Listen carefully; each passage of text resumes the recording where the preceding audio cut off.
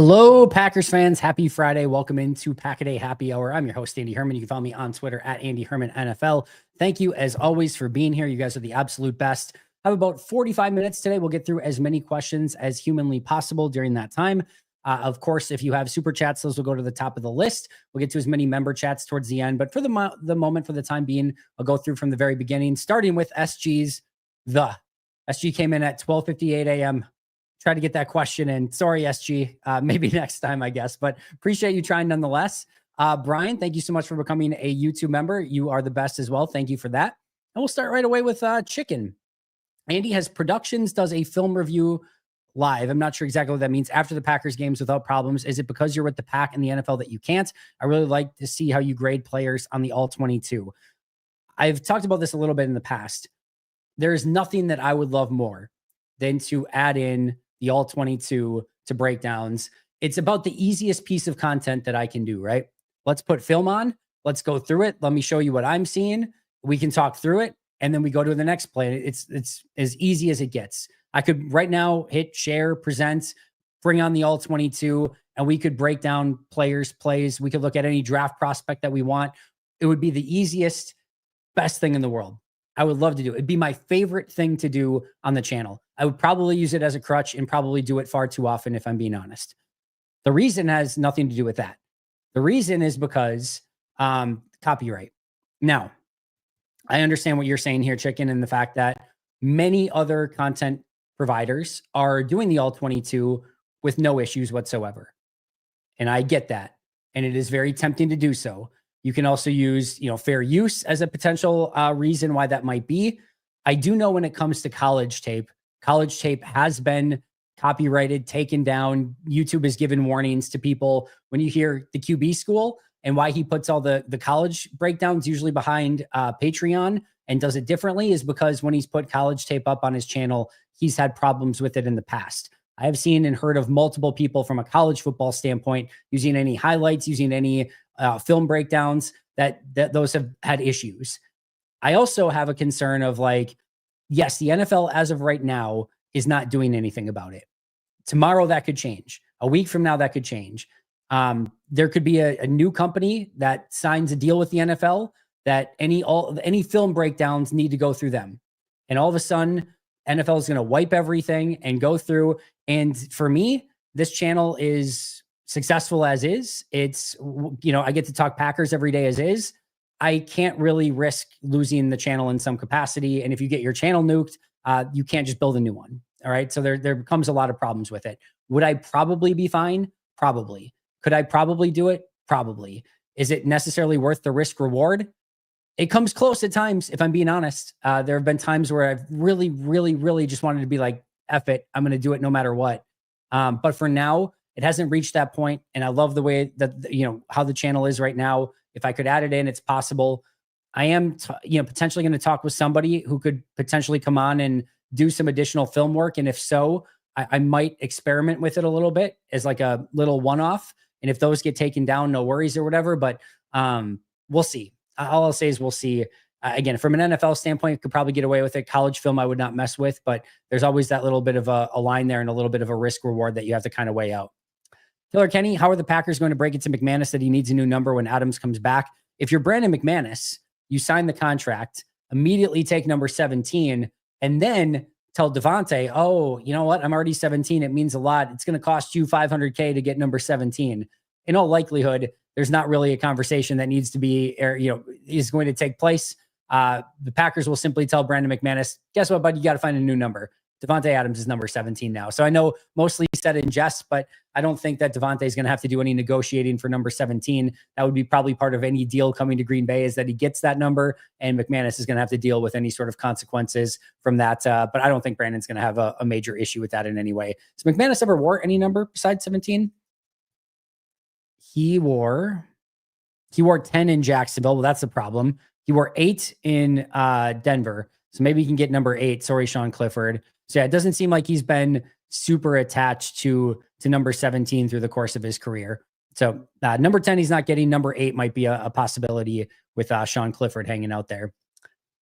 Based on your last happy hour comments about Jair not returning, how aggressive do you see us being in the draft and free agency? Do you think adding 3 guys to the room, 1 free agent, 2 in the draft? I expect them to be aggressive at the position, adding bodies. How aggressive that is what I'm really interested in.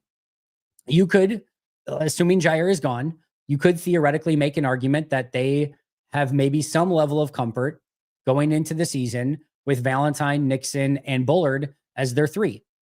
I don't necessarily think that should be the case. I think you would definitely want, at minimum, some real legitimate competition. And I think what Josh Jacobs said is true. You want a corner. He could have probably said number 1 corner.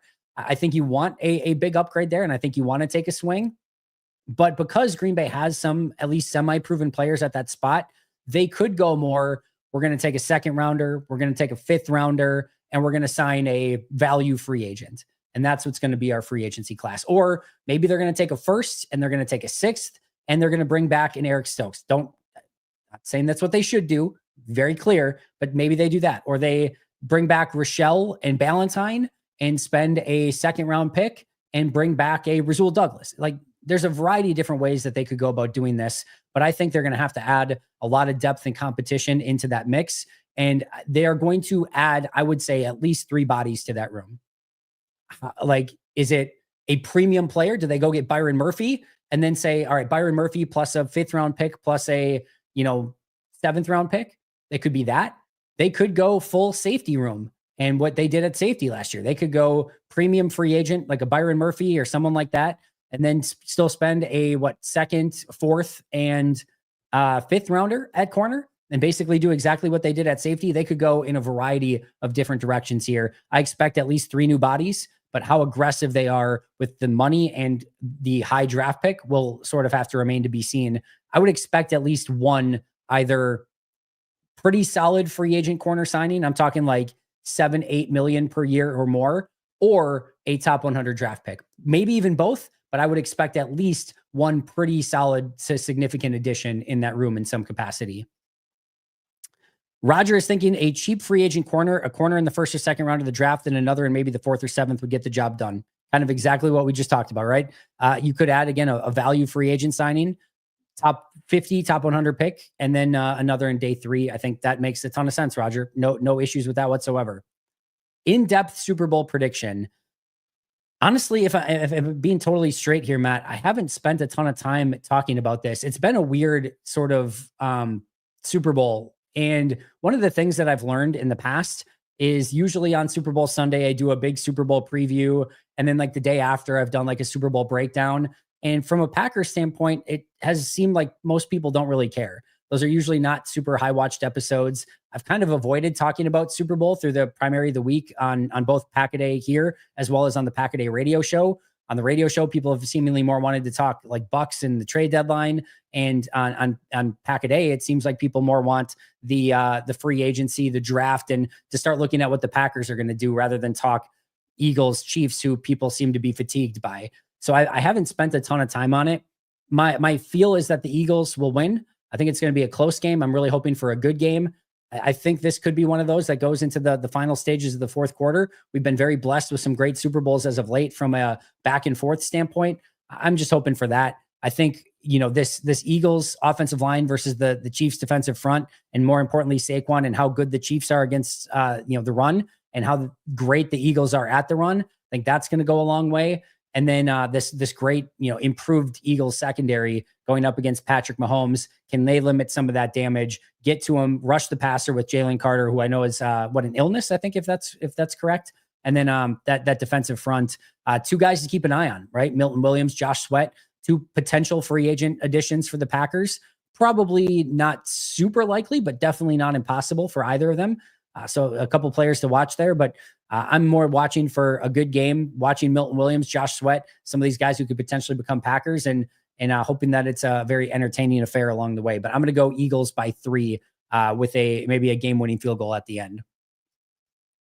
Listening to your episode today where you added in Bob Harlan along with Ron Wolf, Brett, and Holmgren made me realize just how underappreciated Bob is. Feel like he isn't talked about as often. I totally agree, Go Pack. Definitely deserves to be in that conversation. Really, to me, is a huge architect of everything that is Green Bay Packers right now. Everything started really with him.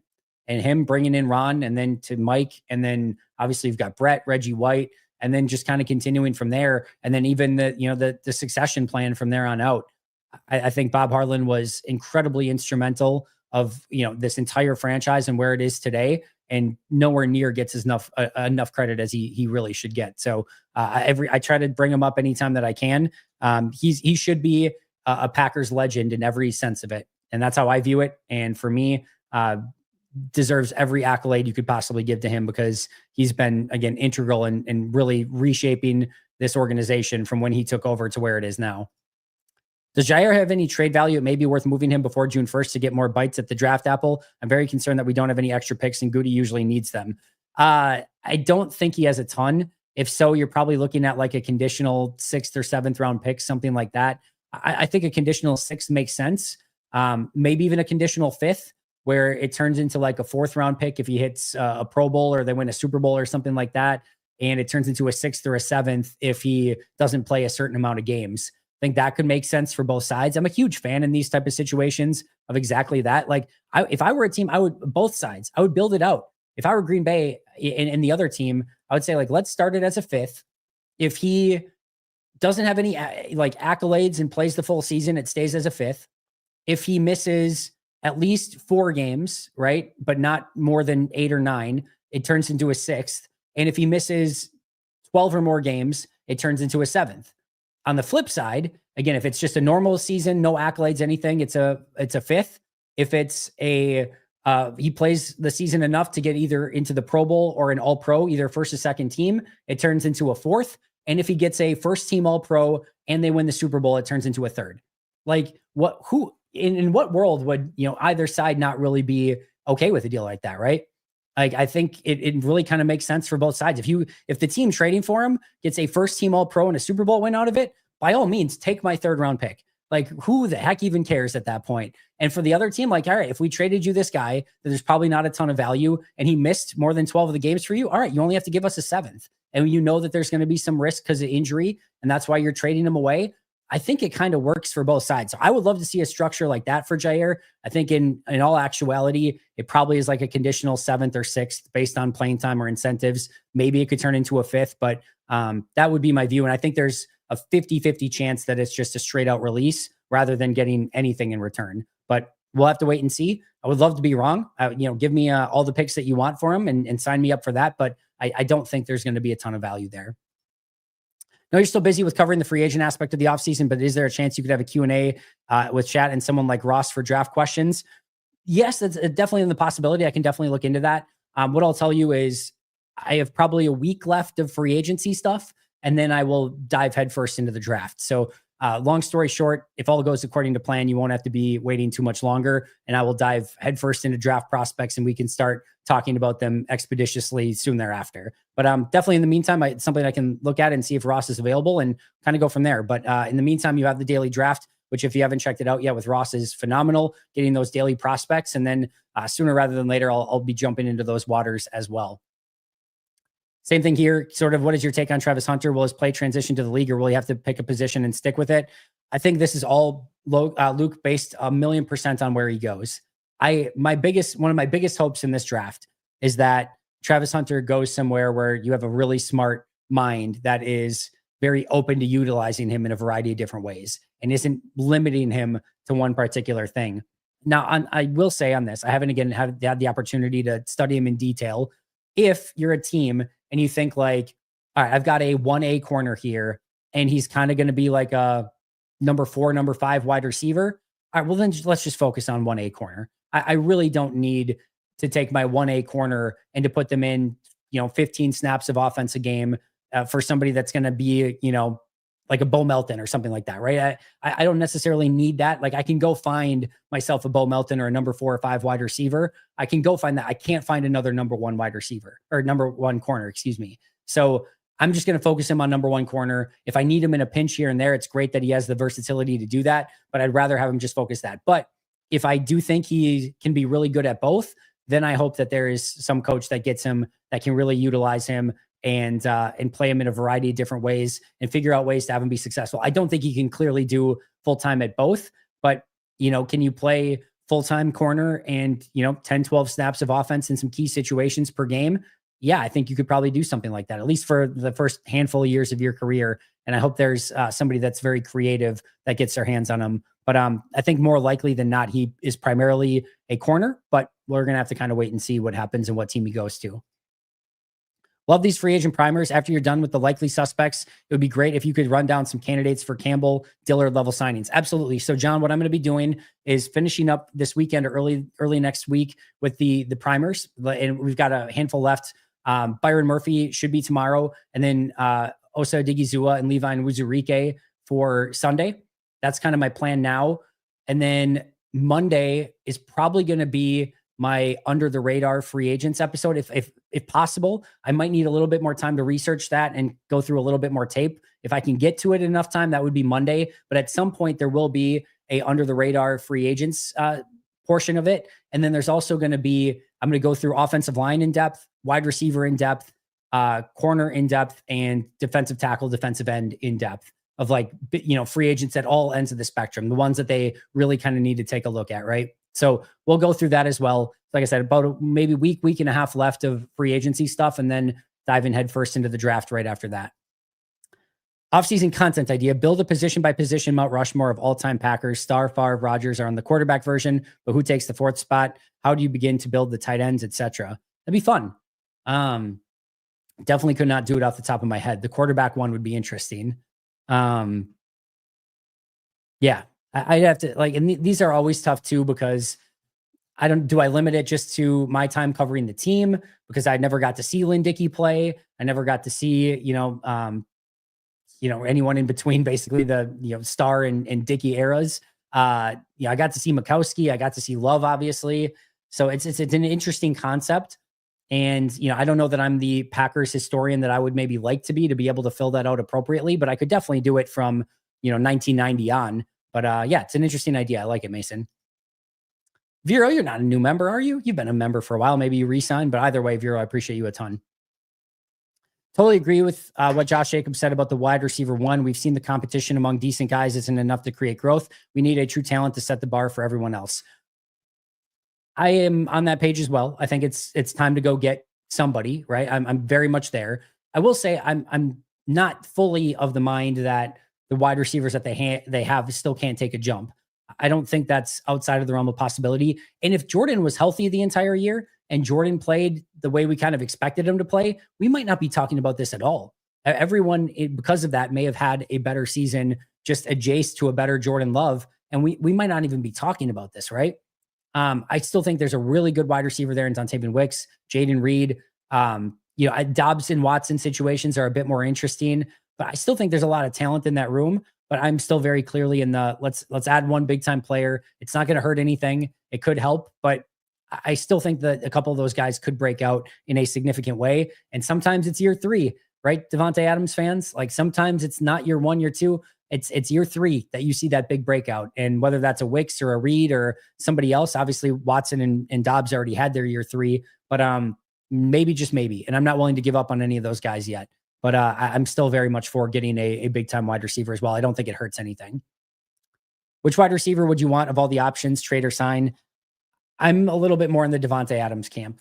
I don't think there's any 1A perfect one. Metcalf is interesting.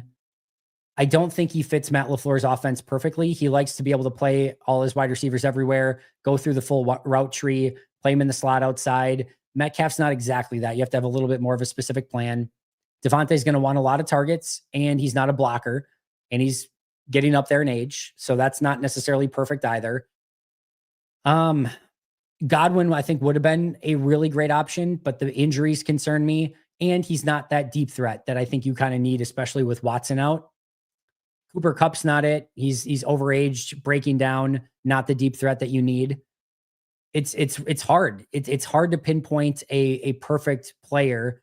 The player I kind of want is just a really healthy Christian Watson, if I'm being honest. But that's obviously not going to be the case. I still need Adams. I think he gives you the most of what you need. He can nuke man-to-man coverage, can still give you explosive plays down the field, can give you a go-to target, can win after the play breaks down and uncover and keep those plays alive. I think that's probably the one that still makes the most sense to me, but I can understand if there's hesitation or trepidation with how many targets he would want, how he'd fit in the offense. But Matt LaFleur's juggled that before, and it wasn't a huge problem. So that's the one I would lean towards a little bit more. Personally tended to agree with Clayton that Rodgers would have gotten more flack that Love did for his comment about the draft, but Sue didn't seem to agree. Just curious why not a big deal. To me, anyone in that, we're just getting like, this is my personal opinion, we're getting too out of control with the nitpicking of what people are saying here. Jordan was very clearly laughing, joking when he said this, and very clearly saying, knowing the Packers, probably going to be a defensive player round one, and like very clearly just easygoing, casual conversation. And Jordan was not saying it in a way that was like, yeah, I would really like if they got me a receiver, but I know it's probably going to be defense. Like he was literally just like casually conversation with Kay and just being like, yeah, knowing the Packers, probably a defender, just kind of throwing a one-liner out there. Not anything at all remotely controversial, not even remotely, not even a small tinge or hint of controversy in it. Just a very fun, easygoing conversation. And like, first of all, the fact that anyone to me can view that and then immediately go, oh my God, what if somebody else would have said it? It's like it was the most innocuous moment in the world. And I would say the exact same thing if Aaron Rodgers or Jair Alexander or Josh Jacobs or anyone said it in that same tone with that same goofing around manner of like, yeah, well, knowing the Packers is probably going to be a defender. Like you can see the smile on his face. You can see he's clearly joking. It's meant for giggles. It's not meant to be taken seriously.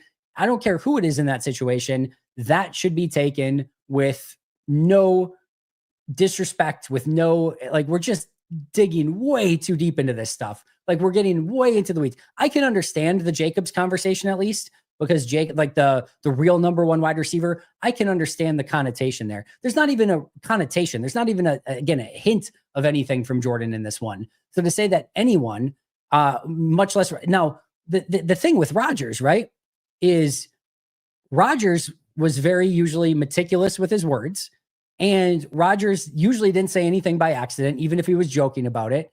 And Rodgers had complained openly about some of those things. So the reason that maybe the connotation would have been different was because of historical context and his form of communication. But I can tell you that if Aaron went out there and with the same tone, especially like think of early in his career, Aaron, right? Because the later era Aaron, there was certainly, I guess, some level of controversy seemingly around almost everything he said, right?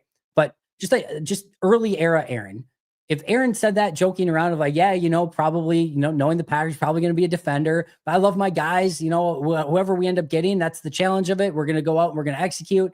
Like nobody, I think, bats an eye, nor should they have. And I would have said the exact same thing if Aaron would have been, if it would have been Aaron in that chair and he said it and someone was like, well, there he is throwing Brian Gutekunst under the bus. I would have been like, you are joking me. That is the most innocuous thing. Again, whether it was Aaron, whether it was Bart Starr, whether it was Brett Favre, whoever it was, I would have taken it wouldn't have even registered in my mind. So to me, that would be the crazy thing to say that anybody could be in that same situation, making those same comments and that it should be an issue. It was the most innocuous thing ever and the most friendly conversation with nothing behind it. So I don't know, because Aaron is a lightning rod, which he put himself in that position, quite frankly. Maybe people would have taken some offense. They shouldn't have, is what I would say. And that's, if that was the same tone, it was the same way that Jordan did it, nobody should have taken offense to, regardless who was in that chair. That's the way I view it. Josh Jacobs is 8. Oh yeah, that's right. I totally forgot that. She said, thank you so much for that. And Sean, thank you for reminding me of that as well. My initial reaction was Clifford for 8, but yeah, so 8 or 10, both out of the equation. 17 might be out of the equation. And then you get a lot of those low numbers. We might be talking about some bizarro number for him moving forward for McManus, which of course will ruin him as a kicker, because if you don't have the right number, you can't kick well. We all know how that goes, but that will be interesting to see if they do get Devontae, what number that McManus does end up with. Maybe a second channel for film breakdown. Yes, but then you also have to know, you have to build that channel up before you can get a certain following on it, before you can monetize it, things like that. and then you're sort of robbing Peter to pay Paul, right? So now I'm taking eyes off of my main channel to go to this other channel that's not actually making, so it ends up being an issue there too. But I could look at, and I've thought of things of like, maybe I get an Instagram channel going, right, and do more breakdowns on Instagram or quick film breakdowns on TikTok. Like there's different, obviously that maybe not be the one to go in right now, but in the past, that was what was in my mind. So there's ways to do it. The issue is time. I'm already completely tapped out, if I'm being honest, guys. Normally, most days are go to bed at 2 a.m., wake up at 7:30 a.m. for the radio show. So we're running on pretty close to E. So yeah, I just got to figure out how to prioritize the right things for the right reasons. We'll get there. Linebacker coach Duggan is young, must be real up and comer. Yeah, I talked about this a little bit of just like every step along the way he's continued to promote. Went very early on to working with Ohio State and Jeff Hafley there, then moved to Boston College, linebackers coach, and then was the co-defensive coordinator at Boston College. I think Green Bay was really lucky to get him just as a random defensive assistant this past year, and now moves into that linebacker coach role. I'm excited about him. I don't know how likely it is that he can come in and be the next Anthony Campanelli, who is, I think, really great in that role. But we'll see. And I'm excited to see what he can do and hopefully just kind of continue that momentum for where that linebacker room was coming off of Campanelli this past year. Yeah. So here's Mike says Kamal Haddon is on the roster as well as the corner. So is Kalen King. And there are two other ones as well who I could make up their names and you would probably believe me just as much. But Caleb Hayes and Isaiah Dunn. So Caleb Hayes, Isaiah Dunn, Kalen King, and Kamal Haddon, excuse me. Those are your four other ones that are on the roster. When you talk about going into an offseason and how you're stacking up your depth chart and what position, those four players, Kamal Haddon, Kalen King, the other two guys I just named, they don't even factor into your mindset whatsoever. Anything that you possibly get out of those guys is just an added bonus. Those are training camp bodies. And if one of them develops and turns into something that you can utilize, awesome. But in no world should Brian Gutekunst be going into the offseason being like, well, we actually have Keyshawn Nixon. We've got Carrington Valentine. We've got those two guys. Bullard can play in the slot. We've got Kamal Haddon. We've got Kalen King. We've got Isaiah Dunn. We've got Caleb Hayes. Actually, we've got 7 corners. Now we should be good. Those bottom four shouldn't even factor into any of the conversation whatsoever. Even if I think they probably do like Haddon and maybe even King to some extent, and maybe think that they can be a number 5 or 6 corner on this team. Awesome. But that's not how you go into the offseason kind of thinking. You go into it thinking you got nothing. And if you get something, awesome. But you can't really count on anything from those 4. I think the Packers are going to do the corner room, what they did to the safety room and the receiver room the year before. They usually have one makeover. They have usually, Packers take over, home edition, and Goody just goes in guns a-blazing and usually nukes one aspect of the team and just builds it up from scratch. And it's not going to be a full, nuclear teardown because I think Nixon and Valentine are certainly going to stay. But I could easily see this being his tear down and build back up renovation project this year as the cornerback room easily could be the case. I'm going to put this one up there, not because I agree with the last part, but because I know there's been some questions on it or whatever. My belief and my hope is it's probably just a misunderstanding. And I believe that John is going to be coming on the podcast next week. For those of you who don't know, I've been obviously posting things for a while on Twitter, and there've been a handful of times over the past probably 2 years where, John has posted something in response and it's been more seemingly sort of judgy or just whatever, doesn't matter. Just my own personal interpretation. And finally, I just said, like, hey, is there something going on here? Do you have something to say? I don't get what's going on. And I went on to tell him, like, I don't think I've ever said anything disparaging. I don't think I've ever said anything disrespectful. I've never had the opportunity to meet him. I have no ill will or hard feelings. And I didn't understand where it was kind of coming from. And then I just, posted, I'm like, hey, we get to talk Packers. Like, there is enough shit in this world. When we talk Packers, it shouldn't be shitty. It just shouldn't be shitty. Like, this is what we all do to escape from the shittiness. So I don't want any drama. I don't want any smoke. I don't want to even be in those conversations. Like, I just want to be able to talk Packers. That's what I want to do. People can agree with me, disagree with me, like me, dislike me. That's all fine. I just want to have fun and talk Packers 365 days a year. That's my goal. So I just said, I'm like, hey, come on the podcast, come on the radio show. I'll buy you a beer. We'll go out, grab a beer together and get to know me personally. And let's figure this out. And as I posted that on Twitter at the exact same time, John DM'd me on Twitter. I could not DM him because he had not had DMs open and was not following me at the time. Otherwise I would have DM'd him. I posted on Twitter at the exact same time. He DM'd me and said, hey, let's just hop on a pod and talk about this. Like, awesome, let's do it. So I think that's going to happen later this next week. Hopefully much ado about nothing. And we, can go on and both enjoy each other's content and go from there. And like, that's how this stuff should happen, is if there's a disagreement, if there's something that, hey, we're not seeing eye to eye, let's get together, talk it out. We'll probably have a million things more in common than we have in not in common, right? So let's figure out a way to see those things that are common and figure out why the other stuff is probably stupid in the first place. So I don't think that he is. I'm sure he's a great guy. I think he has kids. I'm sure he's an unbelievable dad.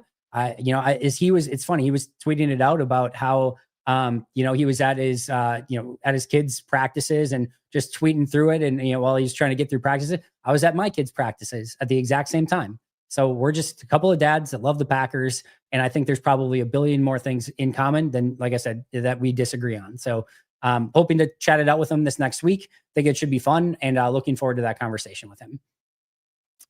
Let's see. I've heard people saying maybe the receivers haven't stepped up because they aren't getting a good rhythm of targets. Do you think Goop might feel that way and only get a depth piece or none at all?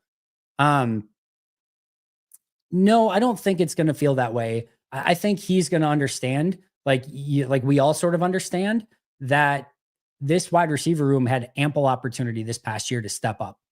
Jaden Reed, Dontavian Wicks, Romeo Doubs, Christian Watson, all were given, like, the world is your oyster. Go be as good as you can be. And I don't think anyone, maybe Watson at times before the injury, I don't think anyone really took full advantage of that. I think that was really everyone in that wide receiving room's opportunity to say, we don't need a big time wide receiver. We've got this. And that includes Bo Melton and Malik Heath. Like, there was ample opportunity last year to step up. And to me, that's like all of those guys got all of the opportunities that they would have needed. Now, it's not like one of them was a 1A consistent, constant target or whatever, but I don't think any of those four players specifically, if you're Heath and Melton, you might feel a little bit differently, but any of the top four could look you in the eye and be like, oh, I got an unfair shake last year. Like, really? If any of those guys would have stepped up in a significant way, they probably would have been on the field just about every single snap, but none of them did. And therefore they weren't. So I don't think Goody's going to view it that way. I think he's going to view it that, hey, we gave these guys the opportunity. Nobody stepped up, and now we have to address it. And hopefully they step up next year and we can go in that direction at that point. But for right now, I think you have to address it in some real capacity and make it so that you have the ample weapons that you need going into next year. Aaron, I am as well. Very, very cool for him. Awesome moment with him and his brother. Still think the Shannon Sharp speech of how he said, I'm in the Hall of Fame, but I'm not even the best player in my family, was such a cool moment. Very, very deserving for Sterling. Only 4 people to get in, and he's one of them. I think makes it even more special, but more than deserving, and really, really excited to see him go in the Hall and be able to celebrate that. Maybe with the Packers in the Hall of Fame game as well. Not quite there yet, Austin. I promise I'll get there, and we'll break it down as soon as I have the opportunity to go through those top 5 or 10 receivers in this class and kind of see who my draft crushes are. Yeah, this is an interesting one. I've talked about this a little in the past, and when it comes to the decision, they could do it a variety of different ways. They could easily work out a release or a trade very early on in the process, as early as next week. Once the Super Bowl is done, they can't complete the trade next week, but they could agree to a trade with somebody as early next week, or they could release him. They could actually release him next week. Those are possibilities. It could be something where they let him know that they're not going to move forward with him, and they give him and his agent the opportunity to seek out a trade and then go from there. And that might take a while. That might take a while to figure out where he wants to go, and they, give him permission to speak with other teams and then work out a trade from there. And it could be that. It could be that Green Bay does it the exact same way that they did it sort of with Aaron Jones last year, that they hold on to him. And then once they find his replacement, that they at that point say, see you later. So maybe they are like, you know what? We need to hang on to him just in case. What if we go through free agency and we strike out and we don't get a single corner that we want?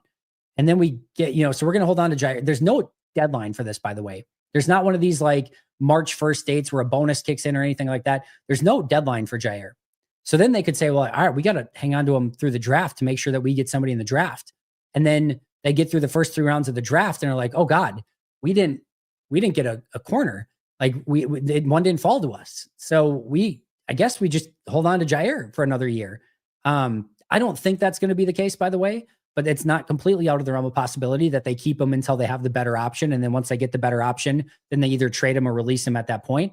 It could also be that like the trade market doesn't look like much now, but you get to day 3 of the draft as the draft is taking place and a couple teams strike out at corner in the draft and are looking at their depth chart and be like, okay, we've all the good free agent corners are done. We didn't get any corners in the first 3 rounds of the draft, and now we're screwed. Oh, the Packers are shopping Jair. Oh, well, yeah, we'll ship a 6th round pick over for Jair. That could solve the problem. So it could be a draft day trade too. So I think anytime between honestly next week and probably the week after the draft, I think is that window. I think it happens prior to the start of free agency, if I were guessing, or at least right around there, that we find out for sure. But it is theoretically possible. I think anytime between Monday and week after the draft, I think you could see Jair potentially get moved. Still really excited about Jaden Reed. Think he has star potential. I'm right there with you, Jason. Andy, loving the postseason content, man. This draft will be 1 year, and you've not let me down on anything. I'm with every consensus out there. We need a vet wide receiver 1 to come in and raise the bar in the room. I appreciate that a ton, Sergeant Dan, and it's going to be interesting to see if Goody agrees. He did not in his press conference, by the way. And he's like basically putting a bunch of money into the wide receiver and having that wide receiver 1 has not been good for teams. That does not normally pay off. But I do think that he probably adds something to that room, whether it's a veteran and how they go about doing it will be very interesting. But that's, I think, the fun of this offseason is they've got money to spend. They've got 3 top 100 picks. They're a team that's expected to compete. Goody wants urgency. Let's see what he's got up his sleeve. I think that's what makes it really, really fun. Did you do Trey Smith's story? If I missed it, would you give him a big contract? I have not done Trey Smith. I do not plan on doing Trey Smith. I would love the Packers to sign Trey Smith. I don't think there's any chance they sign Trey Smith. So that's why I'm not doing it, is because I just don't see it being a real option. Green Bay has had a pretty rich history of not paying guards big money. Elton Jenkins is sort of an exception. And remember, even him was like he could play tackle and they gave him extra incentives if he ended up playing tackle. Could have even ended up at center, might end up at center this year, but they have a pretty long history of not giving huge money to guards. It would honestly be one of the more stunning free agent moves if that was the case, where if Green Bay signed Trey Smith. I think it'd be really, really fun. I love the player. I think it's exactly what Green Bay potentially could need. I think there's, of all the potential free agent moves this year, if you told me they signed Trey Smith, that might be the most stunning of almost all of them, other than Sam Darnold. Sam Darnold would be the most stunning. The next stunning would probably be Trey Smith. So yeah, that would be, I would love it. Just don't expect it. Chances Green Bay targets Darius Slayton if they miss out on the top wide receivers. He's not a 1, but he has the speed, big playability they need with Watson out. I did float that idea to Justice. I'm not a big Darius Slayton guy. And based on the money he's like looking at to get, I saw it was somewhere between like 12 and 13 million is what PFF thought, per year. I'm nowhere near that. Like if you can get him for like a 1 year, 5 million or something like that, all over it. So I think DJ Chark went for like a 1 year, $3 or $4 million deal, which didn't exactly work out, but MVS was kind of a vet minimum kind of guy. I'm closer to that for Slayton, where you could get some of these guys that have that deep, speed and can be a threat, but they're just not that good, quite frankly. That's more where I would value Slayton. If you can get him for anything like that, awesome. If it takes 10 to 13 mil per year on a 2 or 3 year deal, even a 1 year deal, I'd be all the way out on that. But it's not the worst name to keep an eye on. Also, when Giants go to teams that are actually good, they tend to be better players. So if Darius Slayton was even good at times in New York, imagine what he could be with a good organization and a better quarterback. So I don't hate it. I hate it at the cost if it's 12 or 13 mil per year or anything near there. No, this is probably too pricey, but I think the perfect offseason would be Devontae, Khalil, and then handle O-line, corner, defensive tackle in the draft. I don't think that's too pricey at all. I think that's exactly right around the realm of what they could do. Big time defender, big time offensive player, 17 mil on a 2 year deal, 17 mil per on a 2 year deal for Devontae, 1 year, 20 million for Khalil, 37 million total per year, for this year, and then a little bit less next year, obviously with Khalil only getting the 1 year deal. I think that's exactly within the realm of possibility for Green Bay this offseason. Arnie Herber is a quarterback for Mount Rushmore, the original great Green Bay quarterback. I will take your word for it. I'll absolutely take your word for it. I got about 6 minutes left before I got to get out of here. Do I think Dylan is done or cannot find a new team because injury? Maybe Packers find him help in coaching or special assistant. I think he'll find a role with another team unless he's got a neck injury that's not going to allow him to play anymore. And hopefully that's not the case, but I think it'll be somewhere other than Green Bay. Yeah. That's interesting. That's really interesting. I love Thielen. I hated that he was a Viking. He's been really great in Carolina. Would be a really nice veteran for that room. I don't hate that at all, Mike. Don't hate it at all. Do I think Wicks would benefit most by seeing Adams do in person since there's an obvious comp between the two? Yeah. I don't know how much Devontae is going to come in and be this unbelievable mentor or things like that, but just seeing him go and lead by example and the time, effort, and energy he puts into his craft, I think would be good for all of the receivers, Wicks and Reed for sure. But I think it probably has an impact on all those guys. I think Campanelli will do very well in Jacksonville. I think he's going to be a good coach. What happens in Jacksonville, you never know. I don't know how they're going to, have everything set up and what type of players they're going to get. I never really trust Jacksonville to maybe do well, but I think he's going to do as well as possible with what's given to him. If he gets in a good situation, actually, and they give him some stuff to succeed with, I think he'll succeed at a high level.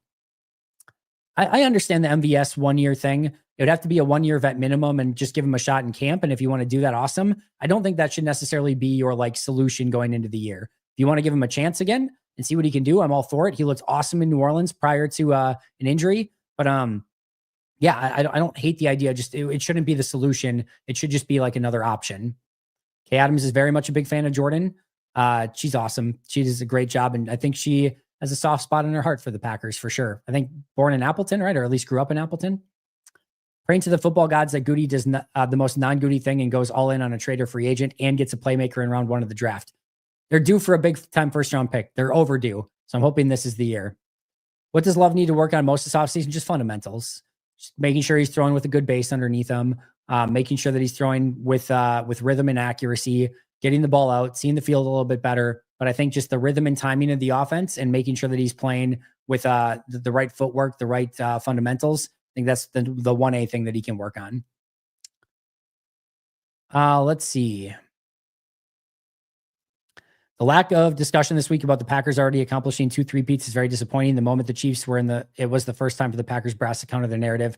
Yeah, it's disappointing, not surprising though. Everything's about what have you done for me lately.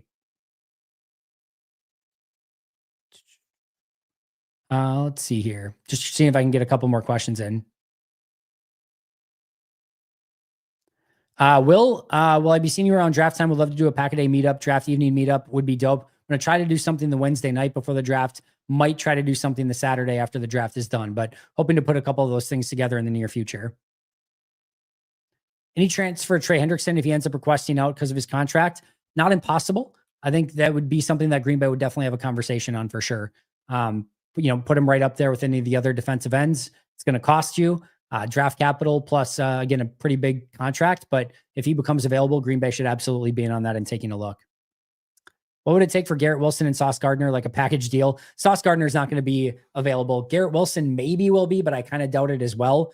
And my guess is it takes second and a fourth for Garrett Wilson, something like that. Maybe even more, but I think second and a fourth sounds about right for Garrett Wilson at this point. I don't expect Garrett Wilson to be a Packer, and I don't expect Sauce Gardner to go anywhere. I think it's still more likely that Garrett Wilson stays in New York. Just making sure I got all the super chats here. Yeah, I think I did. All right, friends. Let's see if there's any other one I can get to really quick. always busy. That's a good thing, though.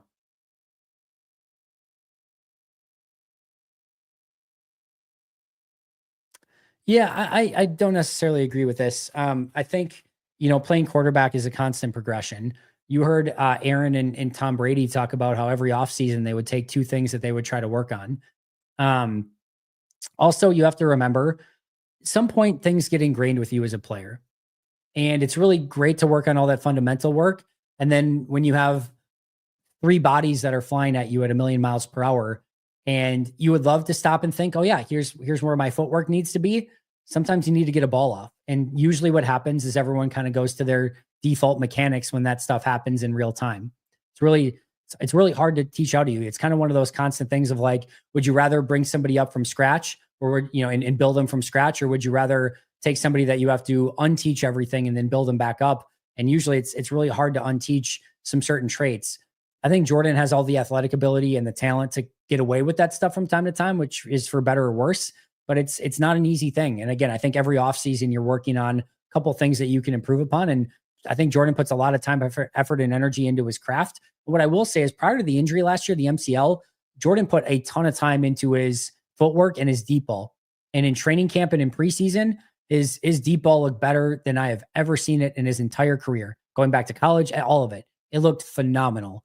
And then he has the MCL and the groin and everything else, and it doesn't look quite the same after that. So, but he put the time in, and I'm hopeful that with a hopefully healthy and productive offseason, that we see some of those things that we saw from Jordan at the end of 2023. And I really think that we will. I was an NSYNC guy. I wasn't either guy, but if I had to choose, I would have went with NSYNC. Yeah, I'll go NSYNC on that one. Really quick, since this is Pack a Day, but it's a fun discussion. In a vacuum, what they were able to do to get under the apron, plus pick up a second round pick, unfreeze their 2032 first round pick moving forward, or at least not have it frozen, being able to aggregate trades and just some of the stuff that comes with not being under the second apron for next year, sending cash out, and especially if you become a repeater in the second apron, like I think that was actually important for them.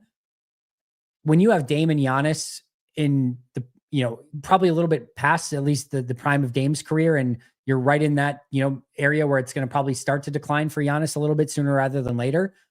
Talking about the biggest win out of the trade being financial and getting out of the second apron and not doing everything that you can to actually put a better team around Dame and Giannis is massively disappointing. I think, again, you can look at it in a vacuum and say, I think for the most part, talent-wise, that kind of stayed status quo. It's a change. There's going to be some things that are better. There's going to be some things that are worse, but probably right around the same level talent-wise. And this is still a team that's going to get as far as Giannis and Dame can carry them. And hopefully they can stay healthy in the playoffs and the supporting pieces shoot really well in the playoffs. And if the supporting pieces shoot well and Dame and Giannis are Dame and Giannis, you're going to have a puncher's chance against literally anybody. But you're going to probably need some luck along the way. You're going to need your shooters to shoot well, and you're going to need Dame and Giannis to stay 100% healthy. And again, the fact that you're talking about the biggest wins from Milwaukee coming out of the trade deadline as financial and second apron oriented, rather than getting Giannis and Dame a running mate that could potentially get them to the championship, I think that's certainly a level of disappointing. All right. That is going to do it for me today, friends. Thank you so much for being here. Appreciate you all a ton. We'll be back next week with another members Q&A, as well as another happy hour next week as well. Looking forward to that. If you're in Wisconsin, stay safe in the snow tomorrow. Looks like we're supposed to get a decent amount of snow. If you're somewhere warm, I hate you, and I wish I was where you are. But I will see you guys all very soon. Enjoy your Super Bowl weekend. Until next time. And as always, go Pack Go.